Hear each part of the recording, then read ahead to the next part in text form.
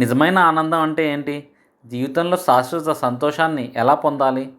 మనిషి జీవితం అంతా ఆనందం కోసం చేసే ప్రయాణమే. కానీ చాలామంది ఆనందం డబ్బులోనో, ప్రేమలోనో, అధికారంలోనో లేదా ఇతరుల ప్రశంసల్లోనో వెతుకుతారు.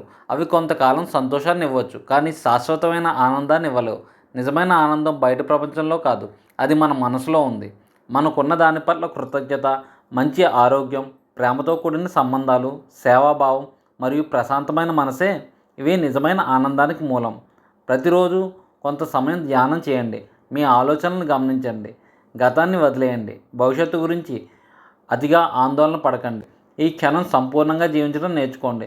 జీవితంలో సమస్యలు ఎప్పుడూ ఉంటాయి, కానీ సమస్యలు లేకపోవడం ఆనందం కాదు. సమస్యల మధ్యలో కూడా ప్రశాంతంగా ఉండడమే నిజమైన ఆనందం.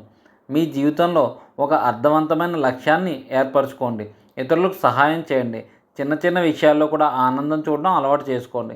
అప్పుడు ఆనందం మీ జీవితంలో ఒక సంఘటనగా కాదు, మీ జీవిత విధానంగా మారుతుంది. గుర్తుంచుకోండి, నిజమైన ఆనందం బయట ఎక్కడో దొరకదు, అది మీ మనసులోనే మేల్కొనేది. మరెన్నో మంచి వీడియోస్ కోసం లైక్ చేయండి, షేర్ చేయండి, తప్పకుండా సబ్స్క్రైబ్ చేయండి.